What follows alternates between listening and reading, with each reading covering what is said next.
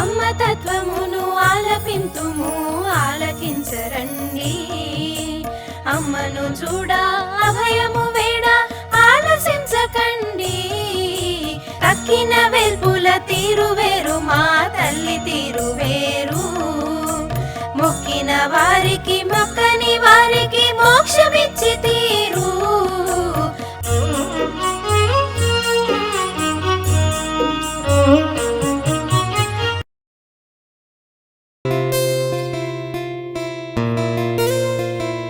నాలుగేళ్ల పిల్లకు కాళ్ళు లేవు, 3 ఏళ్ల పిల్లవాడు ఉన్నాడు. ఆ కాళ్ళు లేని పిల్లని ఈ 2 ఏళ్ల పిల్లవాడిని చంకబెట్టుకుని వచ్చాడు. రెండవసారి రావడం అదే ఇక అమ్మ ఇది కుంటి పిల్లని చూడమ్మా అన్న. కుంటి పిల్ల కాదు చంటి అమ్మ అన్నది. ఇట్లా నాన్నగారి ఆపరేషన్ అయితే మా ఇంట్లో భోజనాలు, కాలేజీకి తను దర్శనం అవడానికి వస్తే మా ఇంట్లో భోజనాలు. విన్నావా? మరి ఎట్లా అది ఎట్లా అవలేదో నాకే తెలియదు, అసలు ఎట్లా ఉండేదో నాకే తెలియదు. మీ మనసుకి ఏమనిపించేది? ఇంతమంది భోజనానికి వస్తుందమ్మా, పంపిస్తుంది కదా, అనిపించేది, చాలా ఆనందం అనిపించేది. ఒకవేళ ఎవరు రాకపోతే మా ఆయన ఎవరినైనా దూరం ఏమన్నా తీసుకొచ్చేవాడు.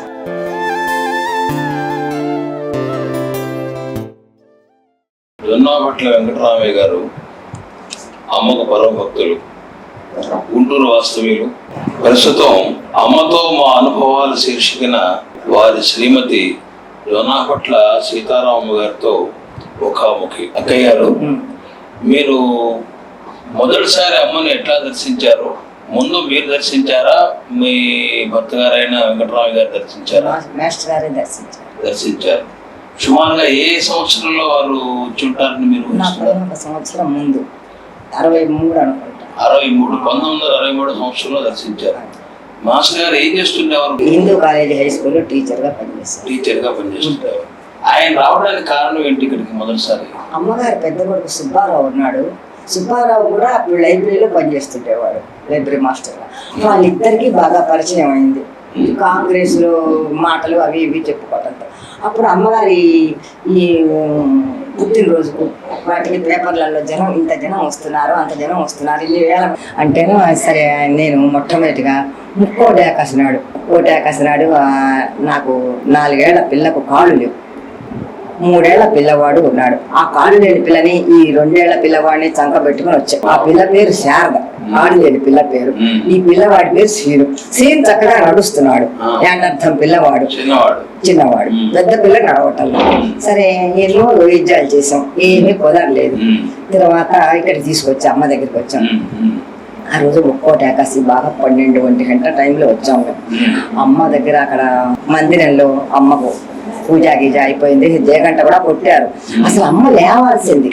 సరే, ఆ రోజు అమ్మ పూజ అయిపోయింది, అమ్మ లోపలికి వెళ్ళిపోయినారు. సరే, మేము అక్కడ ఏదో మందిరాల్లో కూర్చున్నాం. అవతల భోజనాలకు టైం అయింది, అందరూ భోజనాలు కూర్చున్నారు.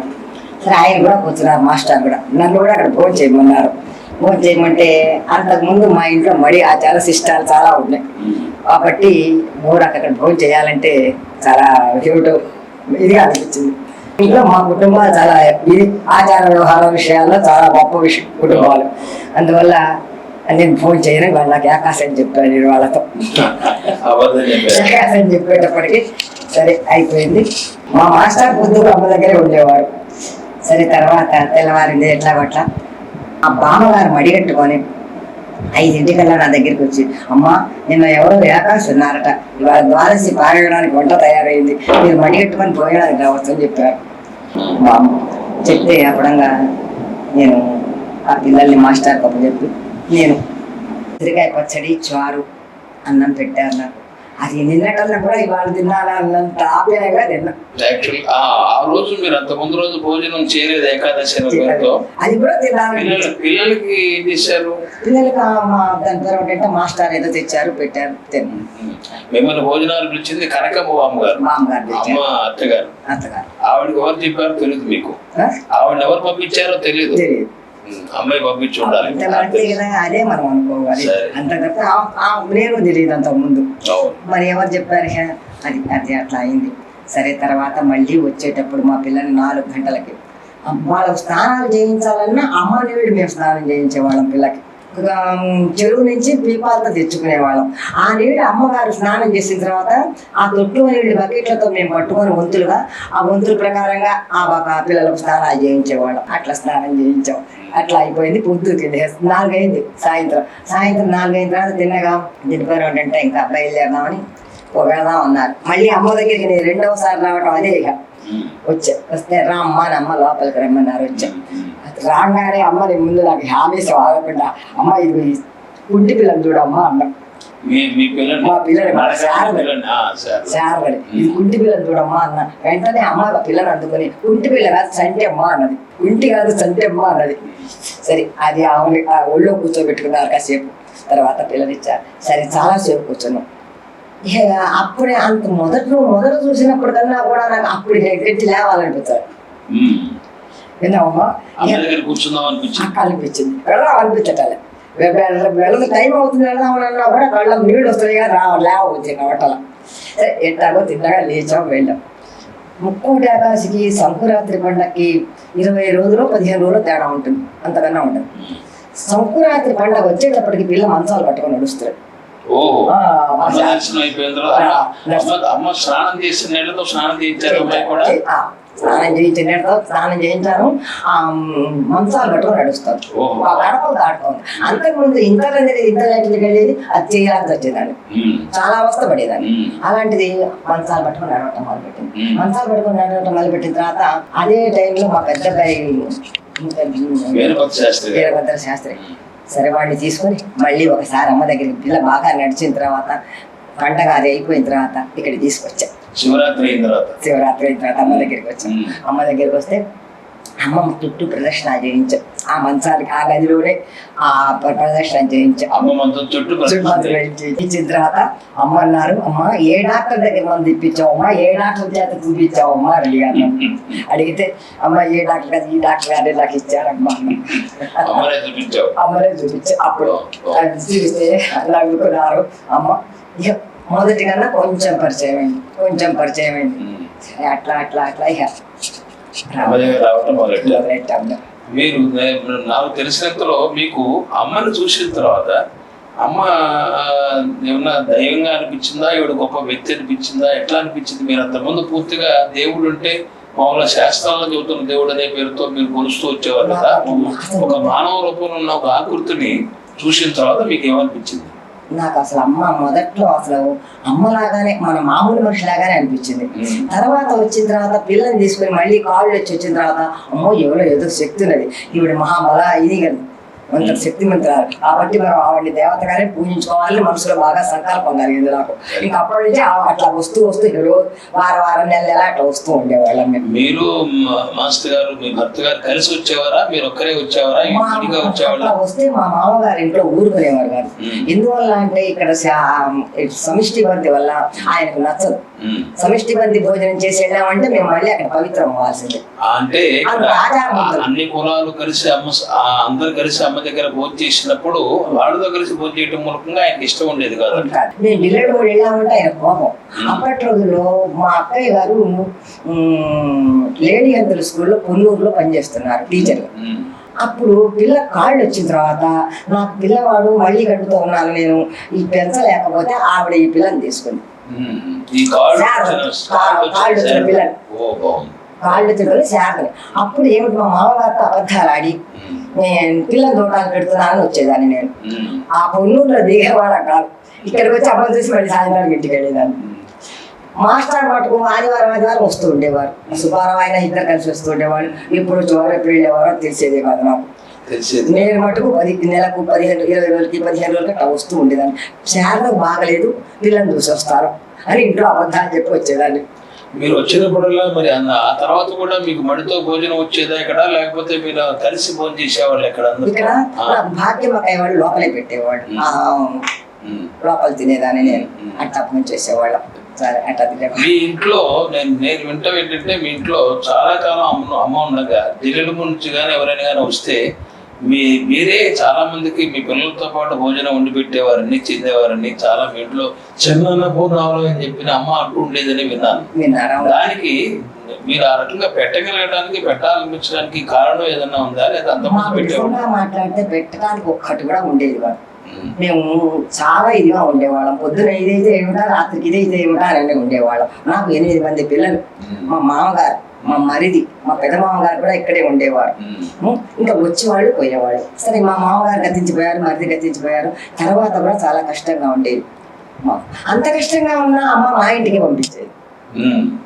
అంత కష్టంగా ఉన్నా అక్కడ చాలా మంది ఉన్నారు. మరి మన వాళ్ళంతా ఈ లక్ష్మీనారాయణ గారు, లక్ష్మణరావు గారు, పాండురంగారావు గారు అందరూ ఉండేవాళ్ళు. ఎంతమంది ఉన్నారు. ఎంతమంది ఉన్నా అమ్మ గల్లాపట్ల వారింటికి పోలేదు, పంపించేది.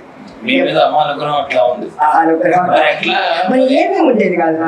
ఉండకపోయినా మరి మీరు అందరికి భోజనం పెట్టి ఆదరించారు కదా అదే మాకు ఇది.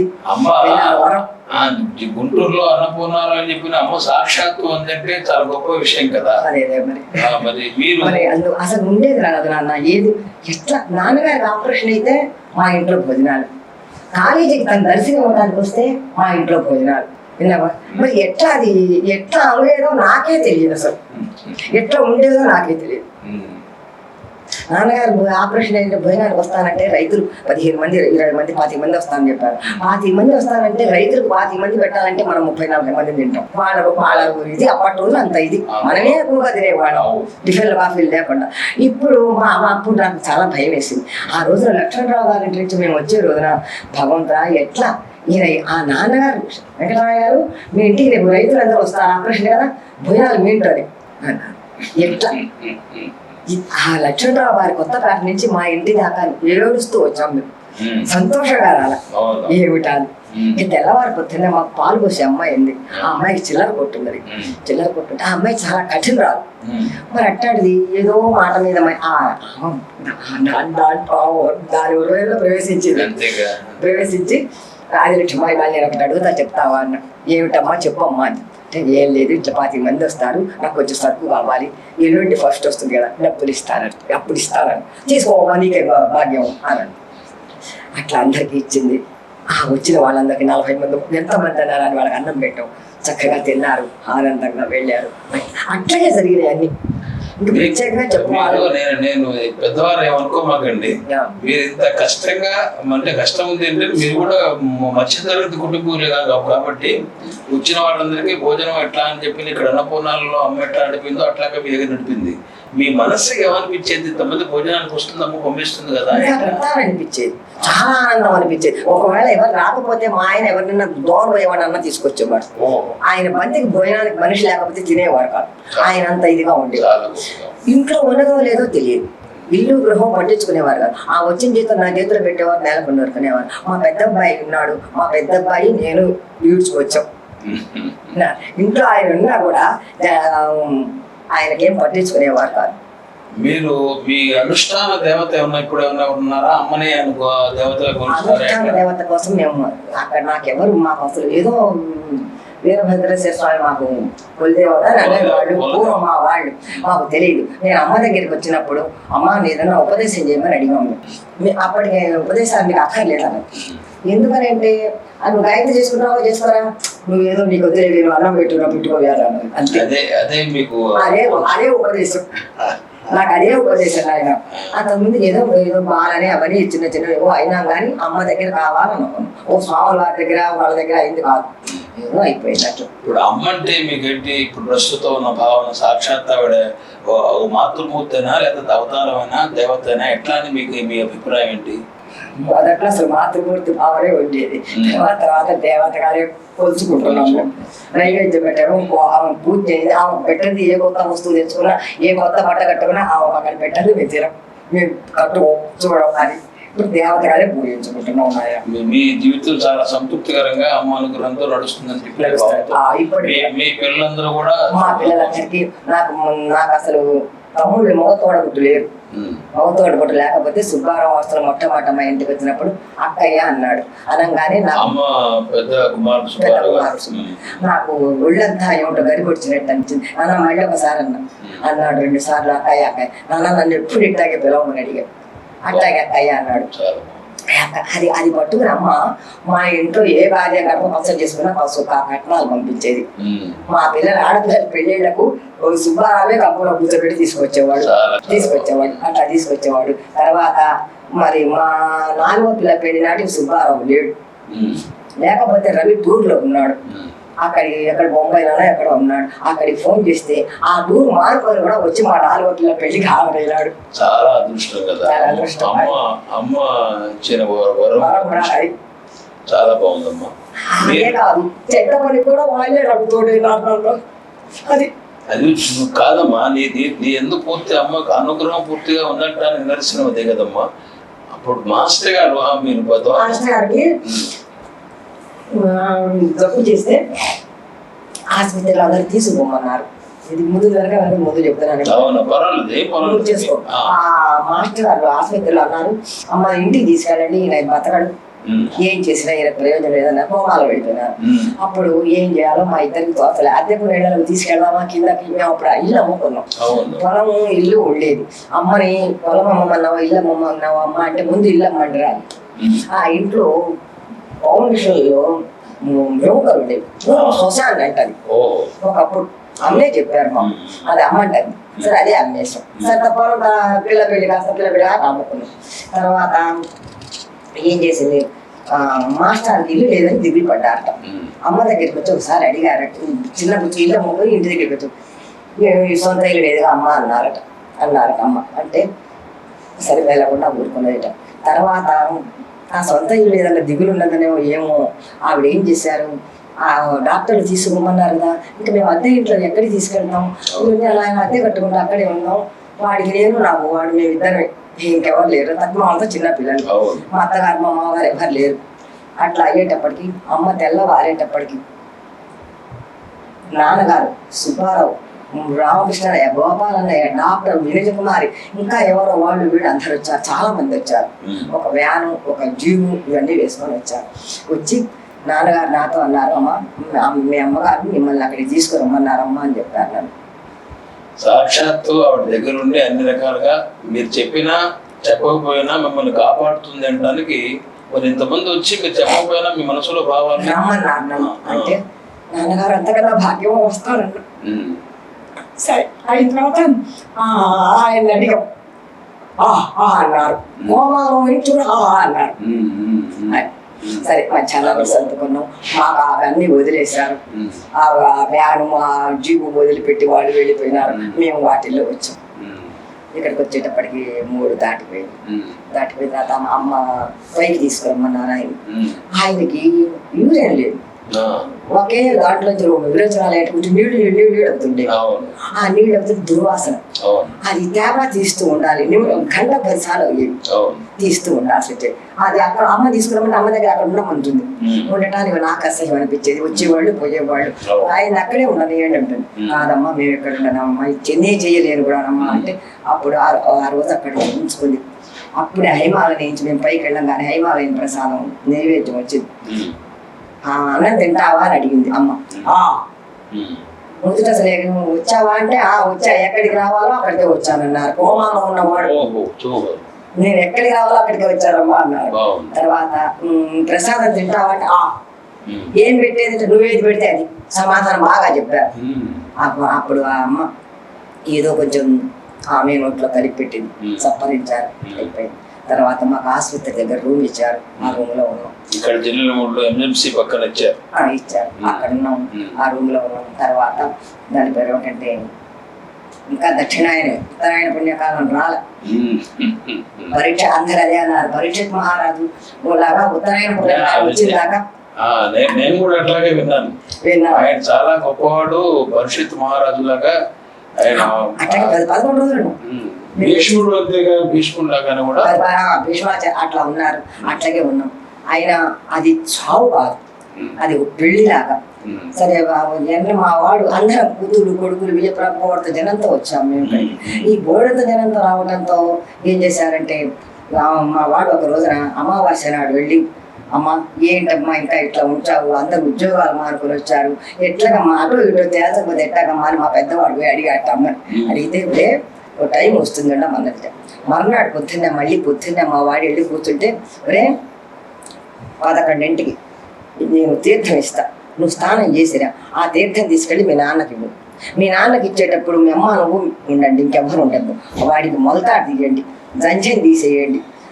ఒకనొకప్పుడు లక్షణామార్తి కోటినామార్త్యం జరిగినప్పుడు మనకి ఇక్కడ లక్ష్మీనైతీశ్వరుల వారు అమ్మ ఉన్నారు, అందరూ డ్రైన్ కాలకు పత్రిక తీసుకొని వెళ్ళినప్పుడు వెళ్తే, అమ్మ నాకు సన్యసించాలన్నదమ్మా అని అన్నారట. అంటే ఒరే ఇదేమిట్రా, ఇంతమంది పిల్లలు ఉన్నారు, ఇంకా ఒక్కళ్ళకి ఏమీ కాలేదు, సంచరించడం ఏమిటి, జనక మహారాజు అంతటి వాడు అంత రాజ్యం వెళ్తూ అట్లా ఉన్నాడు, అంతేగా నువ్వు సన్యసించడానికి వీలు కాదన్నాడు అన్నది అమ్మ. అప్పటి నుంచే ఆయన అసలు ఇంట్లో ఏం పట్టించుకునేవాడు, అది ఏదో అమ్మ అడితే పెద్దాడు నేను ఏదో సర్దుకుపోయేవాడు. ఇద్దరు ఎప్పుడు ఈ వేరు మీద అమ్మ అమ్మ తప్ప రెండో రామలేదు, వేరు మీద రాసుకునేవాడు అమ్మ అమ్మ. తర్వాత ఆసుపత్రి గదిలో పడుకున్నప్పుడు కూడా అమ్మవారు ఆ కిటికీ దగ్గర అమ్మ ఫోటో పెట్టారు. ఆ కోమాలో ఉన్న అమ్మ అమ్మ ఆ ఫోటో మీద తన గుండె మీద చెయ్యి అమ్మ అమ్మ అని, ఆ గుండె మీద ఫోటో మీద చెయ్యి అట్లా ఉండేవాడు. చివరికి మీరు అన్నారు కదా అమ్మ తీర్థం ఇచ్చింది చెప్పండి. సరే తర్వాత అమ్మ ఆ రోజున కారం చెట్టు నుంచి ఒక 5, 6, 4 సన్యాసులు అమ్మ దగ్గర సన్యసించాలని అమ్మ దగ్గర బట్టలు తీసుకొని అమ్మ చేత తీర్థం ఇప్పించుకుందామని వచ్చారు వాళ్ళు. సరే వీడు స్నానం చేసి వచ్చాడు. స్నానం చేసి వచ్చిన తర్వాత వాళ్ళు కూడా స్నానం చేసి వచ్చి బట్టలు ఇచ్చి అమ్మ బట్టలు ఇచ్చింది, బట్టలు కట్టుకున్నారు. వాళ్ళకి భిక్ష ఇవ్వబోతున్నది అమ్మ. అప్పుడు వీడికి తీర్థం ఇచ్చి నువ్వు అమ్మాయి ఇద్దరు ఉండండి, ఆ మలతాడు దర్శనం తీయండి అందాక మాకు తెలియదు. ఏమిటమ్మా అంటే ఇట్లా అడిగాట, నన్ను అడిగితే నేను ఇవ్వలేదు వద్దన్నాను, ఆ కోరిక ఏమైనా ఉన్నదేమో ఇప్పుడు పోతుంది, మీరిద్దరే ఉండండి ఇది చేయండి అందమ్మ అన్నది. అంటే అప్పుడు మేమిద్దరే ఉండి అమ్మ నాకు ఎట్లా తెలుస్తుంది అని అడిగాడు మా వాడు. అడిగితే ఏం లేదు నాన్న, అదే నీకెందుకు తెలుస్తుంది పో అన్నది. వచ్చాడు. సరే అందరినీ బయటకు వచ్చారు, మేమిద్దరం తీసేసాం, ఆ తీర్థం వేసాం. ఒకసారి మింగారు, రెండవసారి మింగలేకపోయారు. అయితే అంటే ఆయన మనసులో ఆ రకమైన కోరిక ఉందనేది అమ్మకు ముందుగా తెలుసు కాబట్టి మీ యొక్క దీని ప్రకారంగా అమ్మ పంపించి ఆ రకంగా చేయించింది. అదృష్టవంతులు ఆయన. ఇంకా చక్కగా అమ్మ అనుగ్రహాన్ని పొందారు. ఆ తర్వాత ఇంకా మీరు తాటాకులు అది అమ్మ కింద పడుకోబెడుతున్నాం అక్కడే. గజేంద్రమ్మకాయ, కృష్ణవేణమ్మకాయ, అమ్మమ్మ వీళ్ళు వచ్చి తీయండి అన్నారు. ఇక్కడ సన్యాసులు భిక్ష చేస్తున్నారు. అమ్మ పైకి వచ్చి పైనుంచి ఆపండి వాడిని అక్కడే ఉంచండి, అది వాడికి సుగృహం అని చెప్పింది. అంటే లేదని చెప్పారు కదా, సుగృహం లేదు. ఆయన తృప్తికరంగా ఆయన పంపించారమ్మా, ఆయన మోక్షాన్ని ఇచ్చింది. అది మీ యొక్క అనుభవం. అది స్వతంత్ర అది సుగృహం అని చెప్పండి అంతే. ఈ గజేంద్రమ్మ అమ్మమ్మ మాటలు మరి పై నుంచి అమ్మ చూస్తూ అట్లా చెప్పి అట్లా ఉంచాం. వీళ్ళు అవి చివరి వరకు ఇప్పుడు నాకు కూడా అదే అక్కడే కావాలంటే కూడా అది అమ్మ అనుగ్రహం మీ మీద మీ కుటుంబం మీద అట్లా ఉందమ్మా. మీరు ఆవిడ అనుగ్రహం ఉంటే అయితే చచ్చినలాగా లేదు. 3వ నాడు ఏకాశం పెట్టించింది, కొత్త కాకినాడతో పందిరి వేయించింది. మా వాళ్ళంతా 60 మంది మడివాళ్ళు వచ్చారు. ఆ మడివాళ్ళకు వేరే స్వహస్తాలు చేసుకుని ఒక గది ఇచ్చారు, ఒక ఇల్లు మాట. అందులో ఒడ్డుకు తింటున్నారు అన్ని వాళ్ళు. తర్వాత మా పిల్లలు 60-70 మంది, నా అల్లుళ్ళు బిడ్డలు బియ్యప్రాళ్ళు వీళ్ళంతా ఇక్కడ తింటున్నారు. వెళ్ళి వారికి మళ్ళీ భోజనాలు, కాఫీలు, టిఫిన్లు, వేడి నీళ్లు చాలా అద్భుతంగా చేసింది ఆ 10 రోజులు. మా నిత్యకర్మ చేయించడం. ఆ నిత్యకర్మ కూడా మాకు ఏం తేవాలో నాకు తెలియదు, నా కొడుకు తెలియదు, చిన్న పిల్లవాడు. అన్నీ ఆమె తెల్లవారేటప్పటికి అప్లికెట్ల నుంచి సిద్ధాంతి గారు వచ్చేటప్పటికి అన్నీ తీసుకొచ్చారు. ఇవాళ ఏదానో ఇదో రామకృష్ణయ్య అమ్మ ఆలోచించుకొని పంపించేవాడు. వచ్చి అక్కడ పెట్టేవాడు. అన్నీ తీసుకొచ్చారు. గోదానం ఇప్పించారు, భూదానం ఇప్పించారు, అన్ని దానాలు, సూర్యదానం, రజదానం అన్నీ ఇప్పించి వాళ్ళే చేశారండి. కానీ మేము పైసా కట్టలేదు అసలు. అక్కడ ఏకాహం పెట్టించింది, కొత్త తాటాకుతో పందిరి వేయించింది. మేము ఏకాహం అది మా వాళ్ళు నవ్వారు చాలా మంది, ఆ మడి ఆచారకర వాళ్ళు. వాళ్ళకి గరుడ పురాణం పెట్టించింది, వాళ్ళు వినడానికి గరుడ పురాణం పెట్టించింది. ఎవరికి ఏ రకమైన సంతృప్తి వస్తుందో ఆ రకంగా చేయించింది.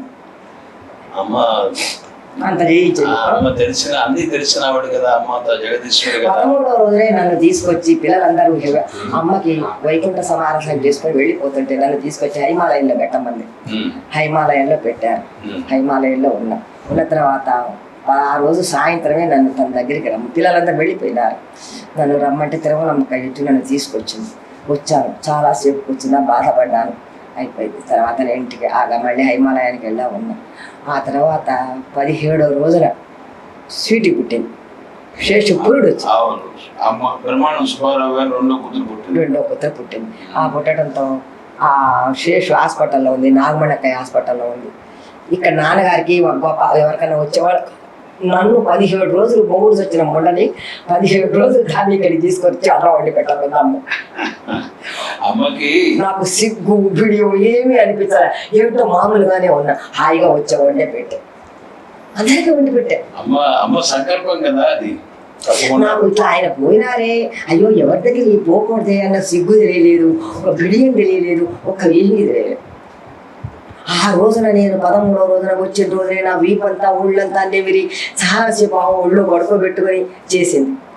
ఈ కారణం అంతా తర్వాత అనుకుని ఇదే కావాలి స్వామి, ఇదంతా నాకు ముందే నాకు జ్ఞానోదయం చేసింది కావాల్సి ఆ గుర్చాను. నాన్నగారికి అన్నం వండి పెట్టా, బాబానే ఎవరు వస్తే వాళ్ళకల్లా అన్నం వండి పెట్టాం. ఇక్కడ మామూలు సత్రంగా ఇక్కడ జరుగుతున్నాయి. నాకేమనిపించదు, ఎవరిని బలపరుస్తాము అనలేదు అంతే. అంతకు తప్ప ఆయన పోయినారని బాధ కానీ ఇది కానీ చూసి చాలా మంది నన్ను రక్షించారు. అయినా కూడా నాకేమో అనిపించదు. మీకు ఒక చిన్న ప్రశ్న అడుగుతాను. మీకు ఈ మధ్య మీరు కాశీలో కొన్నాళ్ళు ఉన్నారని విన్నాను. అక్కడ కొన్నాళ్ళు ఉన్న తర్వాత ఇక్కడికి వచ్చారు. ఇక్కడికే ప్రస్తుతం ఇక్కడే ఉంటున్నారు. అవును. అక్కడ ఉన్నప్పుడు కొన్నాళ్ళు అక్కడ ఉండాలనిపించిందని శాస్త్రంగా చెప్పారు. అక్కడ ఉన్న తర్వాత అక్కడికి ఇక్కడికి తేడా ఏమనిపించింది? మళ్ళీ ఇక్కడ ఎందుకు రావాలని, మళ్ళీ ఇక్కడే ఉండాలని ఇట్లా అనిపించింది? కారణం ఏమైనా ఉందా దానికి? దానికి కారణాలు ఏమి లేవు కానీ ఇక నాకు ఆ కాశీ నుంచి వచ్చిన తర్వాత సంసారం, గృహకృత్యాలు వేస్ట్ 80 ఏళ్ళు వచ్చినాయి. ఇంకా ఎన్నాళ్ళు పట్టుకు పాకులాడేది నన్ను, ఎన్నాళ్ళు పట్టుకుని పాకులాడాలి? నాకు వద్దమ్మా, నేను ఇక్కడే ఉంటాను, ఆయన ఇక్కడ పోయారు, నేను ఇక్కడే పోదాం అనుకుంటాను, నేను ఇక్కడే ఉంటానమ్మా అన్న అని దండం పెట్టుకున్నా. అదే ఆ రోజున ఆ మర్నాడు గడు మా ఇంటికి వచ్చాడు. అక్కడ కాశీ నుంచి వచ్చిందా, ఇక్కడ ఉంటాను, ఎక్కడ వస్తావు రా అన్నాడు. అమ్మ సంకల్పం మీ మనసులో మాట అమ్మ వినిపించింది ఆయన ద్వారా. వచ్చాడు రమ్మన్నాడు. రమ్మని అంటే వస్తున్నాను అన్న అక్కయ్య రమ్మన్నాడు. మర్నాడే కారు వేసుకుని వచ్చి నీకేది కావాలో చూసుకో అక్కయ్య, ఎక్కడ ఉంటావో ఏమిటో అన్నాడు. అక్కడ చూపించాడు, ఎక్కడ చూసినా నాకు బాగా ఇదిగా లేదు. అమ్మగారి పెద్ద కోడలు పక్కన ఆ శాయమ్మ గారి ఇంట్లో ఉందామని బుద్ధి పుట్టింది. ఇక్కడ మడి ఆచారం జరుగుతుంది అనుకున్నాను, నాకు అన్ని హాయిగా ఉంటాయి అనుకున్నాను. ఇదే కావాలి అన్న అదే తీసుకో అక్కయ్య అన్నాడు. ఇప్పుడు నేను ఒక చిన్న మాట అడుగుతున్నాను, ఇప్పుడు కూడా మీకు మడి ఆచారం చేస్తేనే బాగుంటుంది అనిపిస్తుందా? చేస్తేనే బాగుంది అనిపిస్తుంది. ఇప్పటి వరకు కూడా నేను అట్టాగే జరుపుకుంటున్నారు. మరి ఎప్పుడు కూడా మీరు జిల్లాలో 5 సంవత్సరాలు చూస్తున్నారు, అమ్మ సమక్షంలో కానీ ఎక్కడైనా కానీ అన్నపూర్ణాలలో అందరితో కలిసి భోజనం చేయడం కానీ, అమ్మ అందరికి కలిపి ముద్దలు పెట్టేది, అట్లా అందరితో పాటు మీకు ముద్దలు పెట్టడం కానీ జరిగి ఉంటుందంటారా? నాకు అప్పుడు అమ్మ పెట్టే రోజుల్లో కందిపచ్చడి ఎక్కువగా వేసి కలిపి ఆయనకు పెట్టేది. నాకు ఒక్కసారి కూడా పెట్టేది కానీ అనుకునేదాన్ని ఆ రోజుల్లో. అంటే ఒకసారి 2 సార్లు నాకు కూడా ముద్దలు పెట్టేది. అమ్మ పెడితే తిన్నా. తర్వాత మా వారికి జబ్బు చేసి వచ్చిన తర్వాత ఇక నేను ఇక్కడ నాన్నగారు మా వారిని అల్లుడిని చూసినట్టు, అల్లుడు కూతుర్ని చూసినట్టు చూసుకొని ఇక్కడ భోజనం చేసేవాడు. 10 రోజులు భోజనం చేస్తే మా నాన్నగారు నన్ను ఇక్కడే తినమనేవారు. అమ్మ కూడా అనేది కాదమ్మా నేను ఇప్పుడు అక్కడ తింటా అనేది. అమ్మ నవ్వేది, ఇప్పుడు పనికి వస్తుందని అమ్మ నన్ను ఆట పట్టించి నవ్వి ఇచ్చేది. అయినా సరే అక్కడ తినేదాన్ని వెళ్ళి. అప్పుడు తిన్నాను. కానీ కాశీ నుంచి తర్వాత మడి ఆచారంతోనే నాకు 15 ఏళ్ళు అప్పటి నుంచి మడి అలవాటు. అమ్మ అనుగ్రహంతో అమ్మ పెట్టింది కాబట్టి మీకు అప్పుడు ఆనందంగా అనిపించింది. కానీ ఇప్పుడు ఇట్లా ఉండాలనిపిస్తుంది. ఉన్ననాళ్ళు ఆ దయ ఉన్ననాళ్ళు ఇట్లా చేసుకొని తిందాం, ఆమెకి ఇంత నైవేద్యం పెట్టుకొని తిందామని ఆశ పుట్టింది. చాలా సంతోషం. ఇంకా మీరేదో చెప్పదలసింది అమ్మ గురించి ఏమైనా ఉందా? ఇంకా అనుభవాలు ఏమైనా ఉన్నాయి? గుహన పడ్డాను. కాశీ నుంచి వచ్చి ఇక్కడ 6 నెలలు ఉన్నా. 6 నెలల తర్వాత మళ్ళీ కాశీ వెళ్ళమని బుద్ధి పుట్టింది. బుద్ధి పుట్టే వెళ్ళాను అన్న కాశీ. నిరుడు ఆశ్వీ మాసంలోనే 40 రోజులు ఉన్నా. కాశీ నుంచి వచ్చిన తర్వాత మా కోడలు వాళ్ళు అక్కడ మా అక్కయ్య గారు అమ్మాయి వాళ్ళు కర్నూలు దగ్గర ఏదో ఊళ్ళో ఏదో యాగం చేస్తున్నారు. అక్కడికి వెళ్ళాం. అక్కడికి అలంపురం దగ్గర మా కోడళ్ళు ఇద్దరు అలంపురం అమ్మవారిని చూడాలండి అన్నారు. సరే చూపిస్తా పదండి అమ్మ అని తీసుకెళ్ళాం. అలంపురం వెళ్ళాము. అలంపురంలో అమ్మవారిని చూసి వస్తూ వస్తూ శివయ్యను చూసి బాలశివుడని ఉన్నాడు అక్కడ. ఆయనను చూసి వస్తూ పడ్డారయ్యా. లోపల ఈ నడుం దగ్గర బాల్ పగిలిపోయింది. అలా పడిపోయిన దాన్ని మరి 78 ఏళ్ల దాన్ని బస్ స్టాండ్కి గుడికి కిలోమీటర్ మన కాలేజీ అంత నడవాలి. నడిచా అయిపోయింది. తర్వాత ఆ రాత్రి ఇంటికి వచ్చేసాం. ఇంటికి వచ్చిన తర్వాత ఆసుపత్రిలో తీసుకెళ్లారు. ఆపరేషన్ చేయాలి, బాల్ పగిలిపోయిందని చెప్పాడు డాక్టర్. సరే ఆపరేషన్ చేశారు. అబ్బాయి అయిపోయింది. ఆ డాక్టర్ గారు మా పిల్లలు ఫీజు కట్టడానికి వెళ్తే అన్నారు, ఇదిగో ఏమండి ఆవిడ ఏదో పెద్ద శక్తి నడిపించాడు. 9వ రోజున కుట్లు కూడా గోడలు ఊడిపోయినాడు. ఆయన 9వ రోజు నడిపించాడు నన్ను. ఏమండి ఆ వయసులో ఆవిడకి ఆ బీపీ షుగర్లు లేవు. అలాంటివి లేకపోవటం, ఆవిడ నడవటం చాలా ఆశ్చర్యకరంగా ఉందండి. చాలా ఆశ్చర్యంగా ఉందండి మాకు. ఆయనకు తెలుసు దిల్లెళ్ళమూడి ఈ రమా ఉమ్మలు ఉన్నారు చూసావా మన పట్టాపురం వాళ్ళకి ఆయనకు స్నేహం దగ్గర రమా వాళ్ళని వాళ్ళు కూడా వచ్చి చూసి చెప్తే ఇట్లా వాళ్ళు కూడా ఆశ్చర్యంగా మరి 80 ఏళ్ళ దాన్ని నేను పడి 4 నెలలు అయింది. 3 నెలలు నేను కోడళ్ళ చేత చేయించుకున్నాను. అప్పటి నుంచి వచ్చి మళ్ళీ ఇక్కడే ఉన్నాను. నేనే చేసుకుంటున్నా. నా స్వయం కృషి కాదు, ఆ దయతో చేసుకుంటున్నా. అమ్మ అనుగ్రహం మీ మీద సదా ఉన్నదని దానికి నిదర్శనం. మీరు మీ అనుభవాల్ని మాతో పంచుకున్నందుకు చాలా సంతోషం. పెద్దవారు నమస్కారం. మరొకరి అనుభవాలతో మళ్ళీ కలుసుకుందాం. జై హో మాత. మీ రావురి ప్రసాద్.